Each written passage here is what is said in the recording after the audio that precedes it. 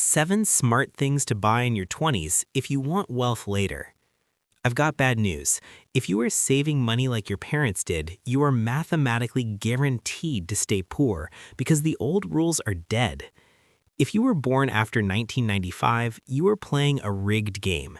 And if you are following the financial advice written by guys who bought houses for the price of a used Honda Civic back in 1980, you aren't just losing, you are being erased. Does anyone else feel like they are running on an invisible treadmill? You get the degree, you get the job, you get the promotion. You stop buying the avocado toast. You meal prep chicken and rice every Sunday. And yet, when you check your banking app at the end of the month, the number looks exactly the same. This is the invisible treadmill. The old rules of wealth, save 10%, put it in a savings account, rely on a 401k, died somewhere around 2020. We are living in an era of asset inflation that is quietly eating your future alive while you sleep. The price of entry for the good life isn't just moving, it is sprinting away from you. Most people in their 20s react to this data in one of two ways. One, they give up. They say, I'll never own a home, so I might as well buy the $800 shoes in the trip to Tulum. Or two, they hoard cash like a frightened squirrel, terrified to spend a single dime, not realizing that cash is a melting ice cube. Both strategies are mathematically guaranteed to keep you poor. If you want to be wealthy in your 30s, and I mean actually wealthy, not just looking rich on Instagram, you need to spend money now, but you need to spend it on 7 specific things that act as leverage. These aren't expenses, they are exit velocities. Let's look at the numbers. First, we need to delete a virus from your operating system. High income is not wealth. I see this in the data every single day. I see 26-year-olds making $140,000 a year living in New York or London. They drive the leased car, they wear the right watch, they go to the Equinox gym. They look rich, but when you open their balance sheet, it's a horror movie. They are what we call Henrys, high earner, not rich yet. The problem is the lifestyle trap. In your 20s, your ego is fragile. You want to prove to your high school bullies that you made it. So every time you get a $10,000 raise, you upgrade your lifestyle by $10,000. You are effectively renting your own slavery. You can't quit your job, you can't take a risk, and you can't pivot because you have a $5,000 monthly overhead to cover.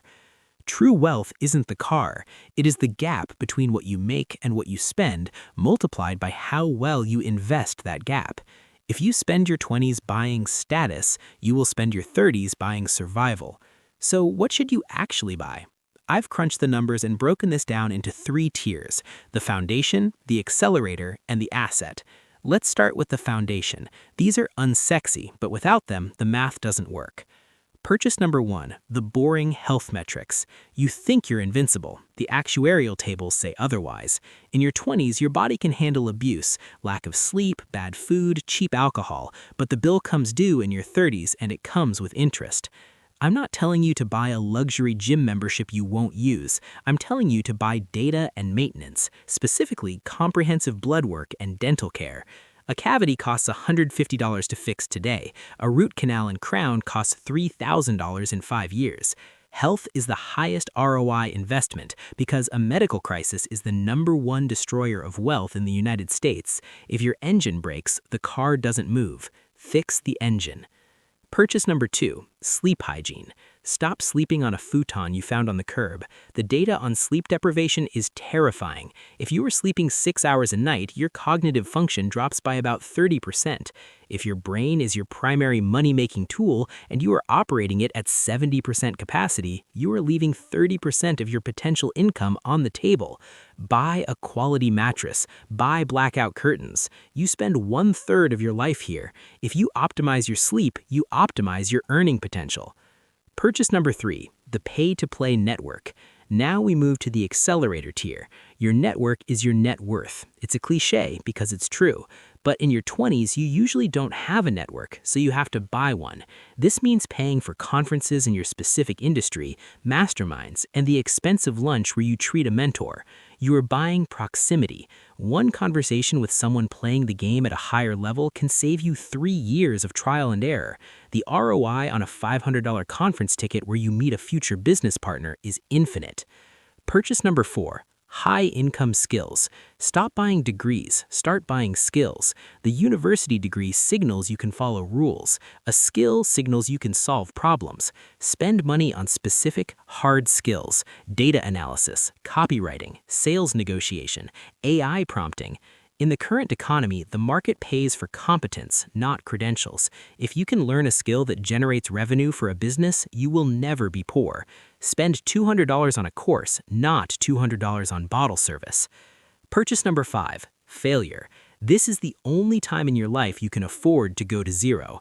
If you lose $5,000 starting a side hustle at 22, it stings. If you lose $50,000 starting a business at 45 with 2 kids and a mortgage, it's catastrophic. Buy risk. Start the dropshipping store. Try day trading with money you can lose. Launch the newsletter. You aren't paying for the business, you're paying for the education of running it. The tuition of a failed business in your 20s teaches you more than an MBA ever will. Purchase number 6, time. This is controversial for 20-somethings, but hear me out. Once your hourly rate passes a certain threshold, let's say $50 an hour, you need to stop doing $15 tasks. Don't spend your Saturday cleaning your apartment or fixing your car if you could spend that Saturday learning a skill that pays $500. Buy back your time. Use it to build. Purchase number 7, boring assets. Finally, the asset. You don't need to be rich to buy assets. You need to buy assets to get rich. S&P 500, index funds, Bitcoin if that's your risk profile. The money you invest at 22 is worth 4 times the money you invest at 32, thanks to compound interest. Every dollar you spend on consumer goods is a soldier you just killed. Every dollar you invest is a worker you just hired. Let's look at the psychology of the top 10% versus the rest. The top 10%, the ones who actually keep their wealth, don't look like Instagram influencers. They live in a fortress of solitude.